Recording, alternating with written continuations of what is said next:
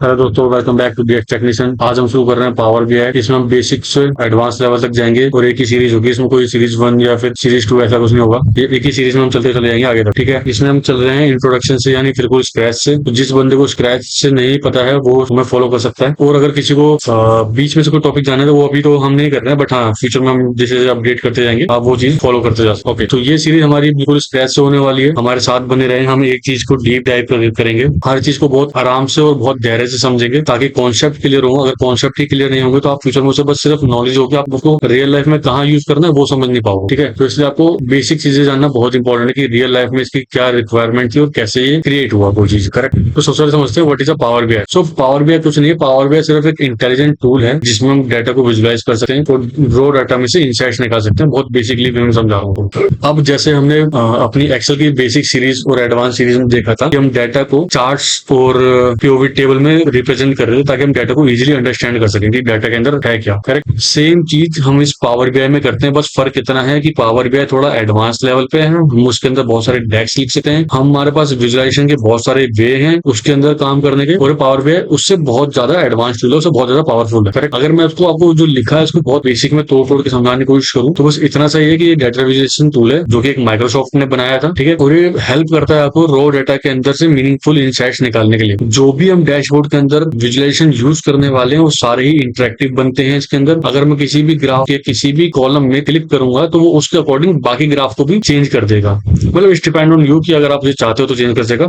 अगर आप उसे रिमूव कर दोगे, उसके लिंक रिमूव कर दोगे तो वो चेंज नहीं करेगा। ऑल्दो उसको मैं अभी ये समझता हूँ कि हमने लिंक रिमूव नहीं किए हैं तो हम इंटरेक्टिव बना पा रहे हैं। मतलब अगर मैंने जानना चाहा है कि ईस्ट का क्या है तो अगर मैंने ईस्ट के कॉलम पे सिलेक्ट किया है तो बाकी जितने भी ग्राफ मैं उसको यूज करूंगा उस पर्टिकुलर डाटा सेट से तो उसके अकॉर्डिंग उसको रिप्रेजेंट करेगा, उसके अकॉर्डिंग उसमें चेंजेस लाए। ठीक है, अब इसके कुछ की फीचर्स हैं। ये फीचर्स कैसे वो समझते हैं। सबसे पहला फीचर है जो हमारे पास है वो है डाटा सोर्स। अब हम पावर बीआई के अंदर लगभग 100 सोर्सों के आसपास हम डाटा को कनेक्ट कर सकते हैं। 100 सोर्सेस अलग अलग जगह से, लाइक हमारे पास एसक्यूएल डेटाबेस भी हो सकता है, हमारे पास शेयर पॉइंट भी हो सकता है, हमारे पास एक्सेल भी है, सीएसएस भी है, ना जाने और कितने और। ठीक है, ऐसे बहुत सारे वे हैं या फिर बहुत सारे डाटा सोर्स हमारे पास जो हम इससे पावर बीआई के साथ कनेक्ट कर सकते हैं। ठीक है, एज़्योर डेटाब्रिक हो गया और भी बहुत सारे शेयर पॉइंट्स हो गए, आपके पर्टिकुलर फोल्डर्स हो गए डायरेक्ट, है ना। तो ऐसे बहुत सारी चीजें हो सकती है। अब इसके अंदर मैं दूसरे फीचर की बात करूं तो उसके अंदर क्या है, इसके अंदर हम क्या कर सकते हैं, डाटा को क्लीन कर सकते हैं, डाटा के अंदर ट्रांसफॉर्मेशन कर सकते हैं, डाटा के अंदर कोई चीज कॉलम ऐड करना, रो ऐड करना, मेजर्स ऐड करना, ये सब चीजें हम इसके अंदर कर सकते हैं। क्रिएटिव है, इंटरेक्टिव है, विजुअल रिपोर्ट, मतलब वही हो गया। क्रिएटिव है, बहुत सारी क्रिएटिविटी, आप जितनी मर्जी क्रिएटिविटी लगा सकते हो उसके अंदर। इंटरेक्टिव तो है ही, और जो भी डाटा आप इससे अंदर रिप्रेजेंट करोगे ना वो एक्यूरेट आता है। बट हाँ, ऑल्दो आपको वो डेक्स क्लियर होने चाहिए, ऐसा ना हो आप कुछ भी लिखे जा रहे हो तो उसके अकॉर्डिंग वो गड़बड़ कर देगा। बट हाँ, उसके बेस पे आप बहुत सारे डिसीजन मेकिंग कर सकते हो। ठीक है, अब हम इसे यूज तो करते समझते हैं। लेट्स से कि हमारे पास बहुत सारा डाटा है और हर महीने आ रहा है या फिर मैं कहता हूँ हर दिन आ रहा है। अब मैं हर दिन जाके सेम ग्राफ बनाया जा रहा हूँ बार बार अगर मैं एक्सेल में आ रहा है, लेट्स से मेरे पास एक एक्सेल आ रही है रोज और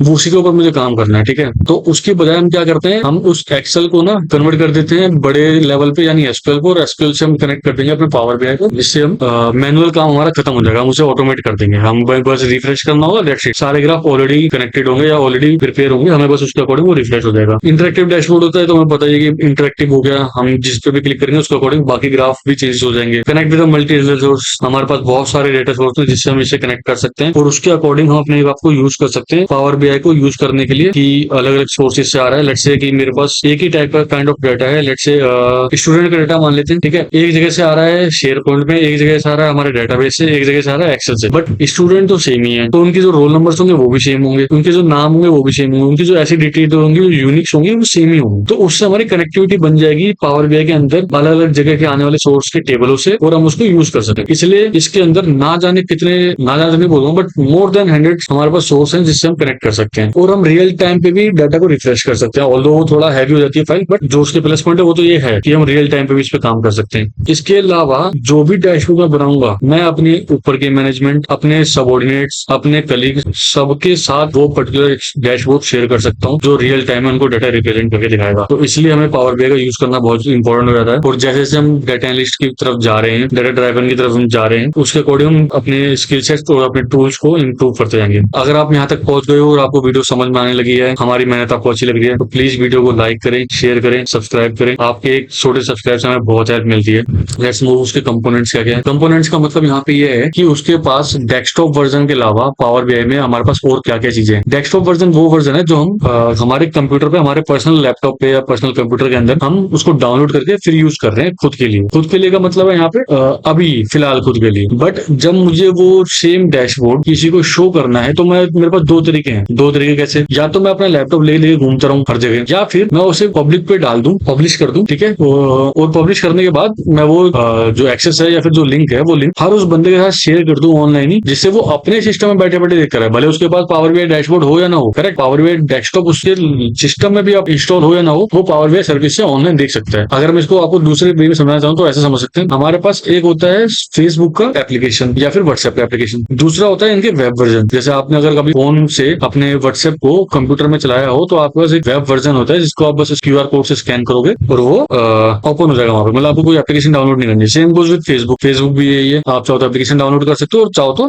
नॉर्मल वेब पे भी चला सकते हो। तो सेम चीज ये सर्विस वेब ही है, क्लाउड ही है, जिसमें आप जाके उसे चला सकते हो और इसके लिए आपको कोई हार्ड इंस्टॉलेशन नहीं चाहिए आपके सिस्टम के अंदर, ठीक है। थर्ड पॉइंट क्या है? थर्ड पॉइंट हमारा मोबाइल है। अब जैसे हम कंप्यूटर के अंदर देख सकते हैं, लैपटॉप के अंदर सेम सकते हैं, एक्जैक्ट उसी वे में वही सेम रिपोर्ट जो हमने औरों के साथ शेयर की है मोबाइल वर्जन में भी हम देख सकते हैं, मोबाइल के अंदर भी हम देख सकते हैं, ठीक है। फोर्थ पॉइंट आता है हमारा गेटवे। गेटवे क्या करता है? गेटवे सिर्फ और सिर्फ एक मीडियम है, एक पावर बीआई डैशबोर्ड को दूसरे डाटा सोर्स के साथ कनेक्ट करने के लिए, जहां पे परमिशन की जरूरत पड़ती है, ठीक है। और ये कहां पड़ती है परमिशन की जरूरत? जब हम किसी परमिसेस के अंदर होते हैं, यानी हम ऑर्गेनाइजेशन में जब काम कर रहे होते हैं तब हमें जरूरत पड़ती है। क्योंकि हमें अपने डाटा सोर्स को सेफ भी चाहिए, सिक्योर भी करना है और यूज भी करना है। तो जब गेटवे होता है तो गेटवे का मतलब यहाँ पर अगर मैं हिंदी में समझाऊं तो जैसे हमारे घरों गेट होते हैं कि आपको वो गेट का ताला या चाबी चाहिए होता है अंदर या बाहर जाने के लिए, सेम वो ये काम करता है। आपको अगर डाटा सोर्स आपके डैशबोर्ड में कनेक्टिविटी चाहिए तो गेटवे का एक्सेस चाहिए, उसके बिना आप नहीं कर पाओगे। दूसरा आता है कि आपका पावर बीआई रिपोर्ट बिल्डर। ये कुछ नहीं, बस आप उस रिपोर्ट को ना प्रिंटेबल कर सकते हो, प्रिंट कर लोगे खत्म, दैट्स इट। ये बहुत छोटा सी चीज है जिसको आप इग्नोर कर सकते हो। बट हाँ, कई काम आ भी सकता है और कई काम नहीं भी आ सकता, तो डिपेंड करता है कि उसकी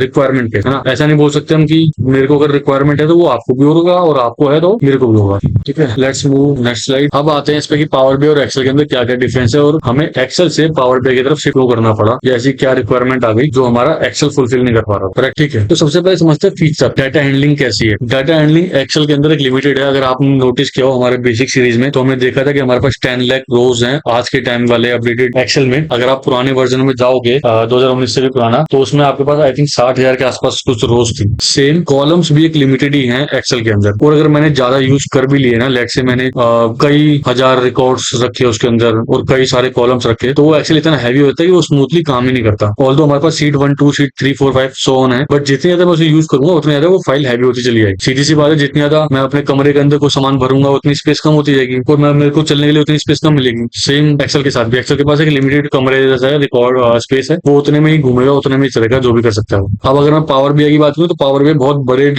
डेटा सेट को हैंडल कर सकता है इजीली। अगर मैं डेस्कटॉप वर्जन की बात करूं स्पेसिफिक, तो उसके पास 1 GB डेटा स्टोर करने का ऑप्शन होता है, वो 1 GB तक जाके अपनी फाइल को स्टोर कर सकता है डेस्कटॉप वर्जन पे, ठीक है। अब विजुअलाइजेशन देखते हैं। एक्सेल के अंदर इंटरेक्टिव नहीं होता है, एक्सेल के अंदर स्टैटिस्टिक होता है। वो का उसका क्या मतलब है? अगर आप किसी ग्राफ के अंदर कुछ क्लिक करते हो ना, तो उसकी वजह से दूसरे ग्राफों के अंदर कोई इंपैक्ट नहीं पड़ता है। एक्सेल की बात कर रहा हूँ फिलहाल, ठीक है। बट ऐसा पावर बीआई में नहीं है। पावर बीआई में इंटरेक्टिव होता है प्रॉपर। आप किसी एक ग्राफ के किसी एक पोर्शन पे क्लिक करोगे ना, उसके अकॉर्डिंगली वो दूसरे ग्राफों में भी इंपैक्ट डालेगा। हाँ, अगर आप चाहो तो वो कनेक्टिविटी तोड़ सकते हो, you have that option. But मैं वैसे बता रहा हूँ कि एक प्लस पॉइंट है। अगर मैं बात करूँ ऑटोमेशन की, तो एक्सेल के अंदर ऑटोमेशन तो बहुत लिमिटेड ही है, मतलब मैं ऐसा तो नेग्लिजिबल ही कहूंगा, क्योंकि उससे हम कुछ ज्यादा इंसाइट्स नहीं निकाल पाते हैं। बट अगर मैं बात करूँ पावर बीआई में, तो पावर बीआई ऑटो रिफ्रेश भी है और हम ऐसा रिफ्रेश भी लगा सकते हैं जो मैनुअली भी तो हम रिफ्रेश करेंगे, बट उससे वो पुराना डेटा भी उठा लेगा, मतलब इससे कोई फिक्स रेंज नहीं है, ठीक है। बट अगर मैं एक्सेल में बात करूँ तो एक्सेल में हमें फिक्स रेंज करनी पड़ जाती है कि हमें यहीं से यहाँ तक का स्पेस चाहिए। कोलैबोरेशन देखते हैं, तो फाइल शेयरिंग ऑल्दो आज के टाइम पे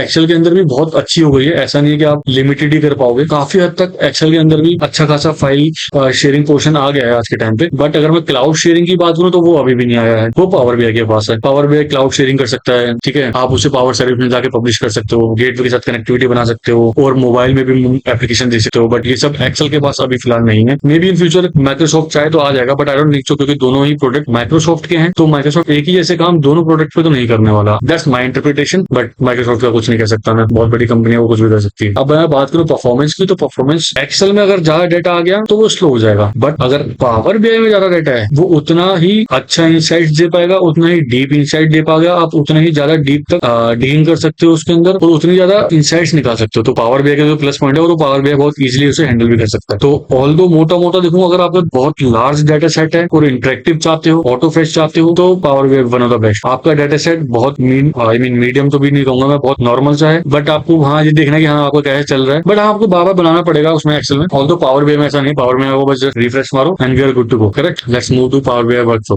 पावर BI का वर्कफ्लो समझना है कि क्या ये काम करता है, कैसे कैसे करता है। ठीक है, तो पावर BI में सबसे पहले हमारा जो काम होता है ना, वो काम होता है किसी भी डेटा सोर्स को इंपोर्ट करना। बिना इंपोर्ट किए हम कोई भी काम कर ही नहीं पाएंगे। उसके बाद हमें उसके अंदर ट्रांसफॉर्मेशन करना होता है। ट्रांसफॉर्मेशन का क्या मतलब होता है? ट्रांसफॉर्मेशन का मतलब होता है, मान लो हमारे पास एक कॉलम है, जिस कॉलम में डेट और टाइम दोनों एक साथ लिखा है, बट हमारे को विजुलाइजेशन के टाइम पे हमें डेट और टाइम एक साथ नहीं चाहिए, तो हम उसे सेग्रेगेट कर देंगे, तो उसे ट्रांसफॉर्मेशन कहते हैं। मतलब डाटा क्लीनिंग कह सकते हो उसे आप, डाटा मसाजिंग कह सकते हो उसे आप। ठीक है, अब मॉडल डाटा क्या होता है? मॉडल डाटा हमें समझना बहुत इंपॉर्टेंट है। मॉडल डाटा का मतलब होता है, यहाँ पे कनेक्टिविटी की बात हो रही है कि एक टेबल दूसरी टेबल से कनेक्ट कैसे होगी। ठीक है, अगर एक टेबल दूसरी टेबल से कनेक्ट नहीं हो पा रही है, तो डाटा उतना अच्छा रिप्रेजेंट नहीं होगा, उतना अच्छा इंटरेक्टिव नहीं होगा, तो कोई फायदा नहीं है उसका, फिर वो डाटा डाटा नहीं है, रियल टाइम डाटा नहीं है, आप उससे एक एग्जैक्ट इंसाइट्स नहीं निकाल पाओगे। क्रिएट विजुलाइजेशन, आपके पास बहुत सारे ऑप्शन होते हैं कि आप कौन से रिक्वायरमेंट के अकॉर्डिंग कौन सा विजुअल यूज कर सकते हो, जिससे आपका वो पर्टिकुलर चीज इजिली रिप्रेजेंट हो, इजिली अंडरस्टैंडेबल हो, ये सब चीजें होती है। नेक्स्ट पॉइंट हमारा point number 5, publish and share dashboard. हम अपने पावर पे डेस्कटॉप की जो रिपोर्ट हमने बनाई है, हम उसे पावर पे जाके, पावर ऐप में जाके, यानी पावर सर्विस में जाके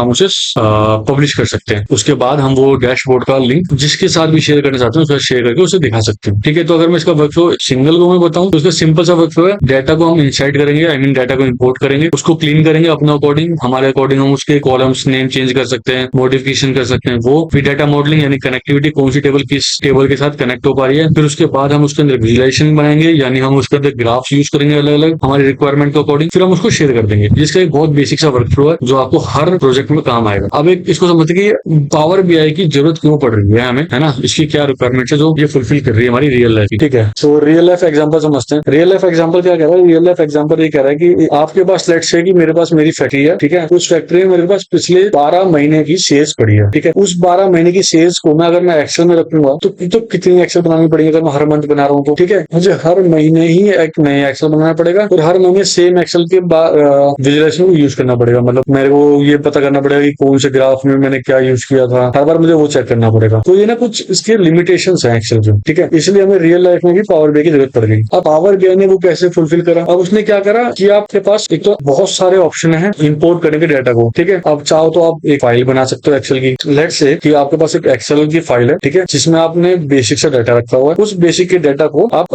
SQL के साथ कनेक्ट कर लोगे। इसको मैं समझाता हूँ कैसे। लेट्स से कि मेरे पास कुछ एम्प्लॉयज हैं जो फिक्स एम्प्लॉय हैं, ऐसा नहीं कि वो हर महीने जा रहे हैं, काफी लंबे टाइम से कुछ एम्प्लॉय हैं, या फिर मैं कहता हूँ मेरे पास एक एम्प्लॉय की डिटेल है जिसमें मैंने सिर्फ एम्प्लॉय के नाम रखे हुए, बट बाकी दूसरे डाटा सोर्स में जिसमें वो रोज नए कुछ एंट्रीज होंगी वो एक्सेल में नहीं रख पाऊंगा, तो मैंने उसे SQL के डेटाबेस में डाल दिया। ठीक है, तो वो तो रोज अपडेट होता है क्योंकि उसकी लिमिट अच्छी खासी है, तो वो बहुत लंबे डाटा को कंट्रोल कर सकती है, बहुत लंबे डाटा को स्टोर कर सकती है। बट एक्सेल के अंदर मैं सिर्फ इतना इसलिए रखा हूँ, इजी टू यूज है, बहुत फ्रेंडली नेचर है उसका, है ना, बहुत आसानी से मुझे यूज कर सकते हैं। तो उस एक्सेल के अंदर मैं बस अपने एम्प्लॉय का नेम डालूंगा और इन फ्यूचर जब जब मुझे उसकी जरूरत होगी, क्योंकि मेरे पावर BI के अंदर बहुत सारे ऑप्शन है दूसरे दूसरे सोर्स को कनेक्ट करने के लिए, तो मैं ये करूंगा, बस जाऊंगा अपने एक्सेल को इंपोर्ट करूंगा और एक्सेल इंपोर्ट करने के साथ अपने SQL के साथ कनेक्टिविटी बना दूंगा, और जिस एम्प्लॉय ने जितना काम किया होगा वो मुझे रिफ्लेक्ट होता है मेरे मंथ वाइज, या फिर मैं मंथ वाइज फिल्टर लगा सकता हूँ, या डे वाइज फिल्टर लगा सकता हूँ, क्वार्टर वाइज फिल्टर लगा सकता हूँ, वो मेरी रिक्वायरमेंट का कर। ठीक है, अब अगर मैंने सब कुछ कर लिया तो और SQL के अंदर पावर डाटा तो अपने आप ऑटोमेट हो रहा है। ठीक है, SQL के अंदर तो डाटा ऑटोमेटिकली इनबिल्ड हो रहा है, अपडेट हो रहा है, सेम कनेक्टिविटी मेरे पावर BI के साथ बनी हुई है। तो मुझे जस्ट अपना वो मंथ या फिर वो वीक या फिर वो क्वार्टर चेंज करना है अपने अकॉर्डिंग, और जस्ट रिफ्रेश की बटन दबानी है और वो काम हो गया मेरा। मुझे दोबारा चार्ट नहीं बनाना, मुझे दोबारा उसकी कलरिंग नहीं करनी, दोबारा मॉडिफिकेशन नहीं करनी, कुछ भी दोबारा नहीं करना, एक बार में काम हो जाएगा मेरा। समझ लो, ये इसका बहुत बड़ा रियल लाइफ एग्जांपल है जो मैंने पर्सनल लाइफ में यूज किया है मेरी फैक्ट्रियों में, जिससे मैं आज लिटरली बहुत इजीली सारी चीजें संभाल पाता हूँ, बहुत इजीली मैं इंसाइट्स निकाल पाता हूँ। ठीक है, अब इसे सीखना कौन को किस किस को चाहिए और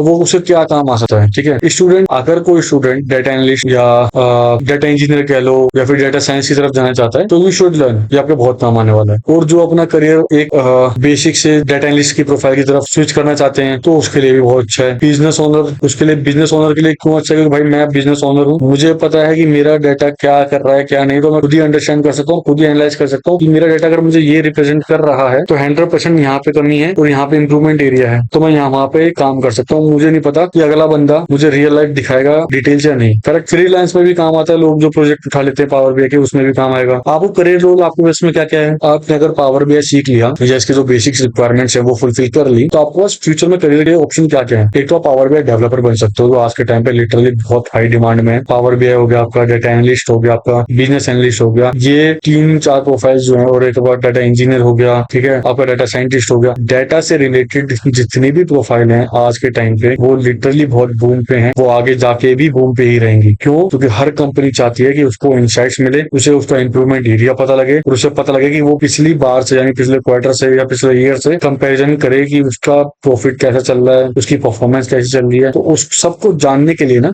ये बहुत काम आता है। अगर मैं आपको पर्सनल लाइफ का एग्जांपल बताऊं, तो मुझे अगर ये जानना हो कि मेरे पिछले साल का सेल्स कितना था और उससे पिछले साल का सेल्स कितना था, ताकि मैं ये कंपेयर कर सकूं कि आगे आने वाले साल के लिए मुझे कम काम करना है, ज्यादा काम करना है, ठीक है। तो कंपैरिजन निकालने के लिए मैं ये करूंगा कि पिछले 2-3 साल का डिटेल्स निकालूंगा, उससे एवरेज आउट करूंगा, तब जाके मुझे डिटेल मिलेगी। बट अगर मैंने उसको विजुअलाइजेशन में कर रखा होगा तो मैं डायरेक्ट जाके देख सकता हूँ कि एक बार 10, एक बार 15, फिर एक बार 10, फिर एक बार 15, यानी एवरेज 12.5। तो मैं 12.5 का प्रोडक्शन कर लूंगा, ताकि मेरे पास सिर्फ 2.5 का ही बफर रहे। 2.5 अगर 10 भी रहा तो भी सिर्फ 2.5 एक्स्ट्रा रहा, और अगर 12.5 भी गया तो जैसे ही 10 पे अचीव करूंगा मैं, और 12 का भी कॉन्ट्रैक्ट आ जाएगा, मैं तुरंत अपने ऊपर काम करना शुरू कर दूंगा, ताकि मैं वो 2.5 जो बचा है उसको भी कवर कर सकूं। तो ये प्रोफाइल लिटरली बहुत बूम पे है। अगर आप थोड़ी सी मेहनत करोगे तो आप बिल्कुल सक्सेस हो जाओगे इस चीज की तरफ। अब ओवरऑल समरी समझते हैं कि हमने पूरे चैप्टर में क्या क्या समझा है, ठीक है। हमारा ये इंट्रोडक्शन था, इसमें कुछ ज्यादा हाई फाई हमने रखा नहीं है, सिर्फ इंट्रोडक्शन क्लास थी कि हमारा पावर बीआई क्या होता है, कैसे काम करना है, सब सो ऑन। फिलहाल समरी समझते हैं कि समरी में हमने क्या क्या समझा। हमने समझा पावर बीआई होता क्या है। पावर बीआई एक विजुअलाइजेशन टूल है जिसको माइक्रोसॉफ्ट ने बनाया है, जो इनसाइट्स निकालने के बहुत काम आता है, इंटरेक्टिव होता है, इसलिए ये बहुत काम की चीज है। वाई यूज इट, इसके पास बहुत सारे डाटा सोर्स हैं कनेक्ट करने के लिए। मतलब ये पावर बीआई से जो आप कनेक्टिविटी बनाओगे, आपके पास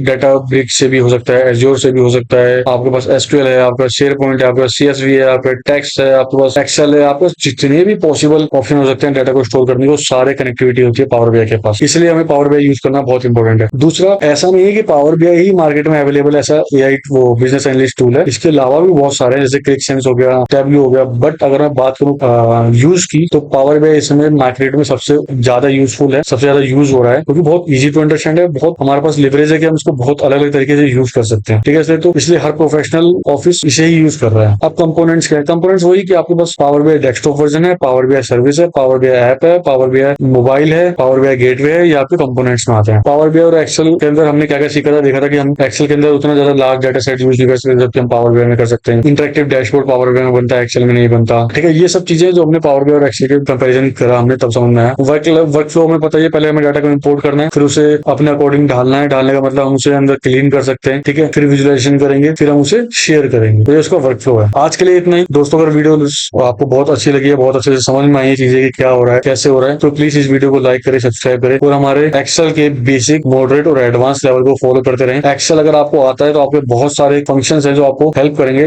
इस चीज को कवर करने में, ठीक है। लेक्चर 2 की तरफ चलते हैं, वो हम सीखेंगे फ्यूचर में। उसको देखने के लिए कृपया करके हमारे चैनल को सब्सक्राइब कर दे, लाइक कर दे, और आपको वीडियो कैसे लगे कमेंट करके जरूर बताएं। Thank you so much.